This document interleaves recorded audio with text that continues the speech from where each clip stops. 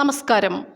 മൂന്നാർ മറയൂർ പാതയിൽ മറയൂരിന് സമീപം മഞ്ഞപ്പെട്ടിയിൽ safari jeep മറിഞ്ഞു. 5 പേർക്ക് പരിക്ക്. ഡ്രൈവർ ഉൾപ്പെടെ 2 പേരുടെ പരിക്ക് ഗുരുതരം. ഇന്ന് രാവിലെ 10 മണിയോടെയായിരുന്നു അപകടം.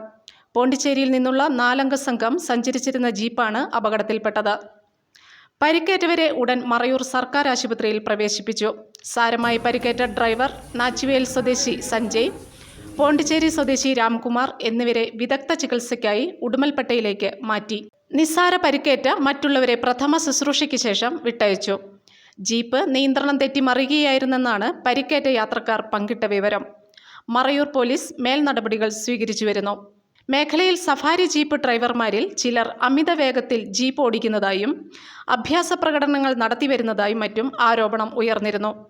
ഇതിന്റെ അടിസ്ഥാനത്തിൽ ട്രാഫിക് നിയന്ത്രണങ്ങൾ ഏർപ്പെടുത്തുമെന്നും ജീപ്പുകൾക്ക് നമ്പർ നൽകുന്നതുൾപ്പെടെയുള്ള നടപടികൾ സ്വീകരിക്കുമെന്നും മറയൂർ പഞ്ചായത്ത് പ്രസിഡന്റ് ജോമോൻ തോമസ് വ്യക്തമാക്കിയിരുന്നു. ഇതിനിടെയാണ് ഇന്ന് രാവിലെ അപകടവാർത്ത പുറത്തുവന്നിട്ടുള്ളത്. News desk, Marayur vision.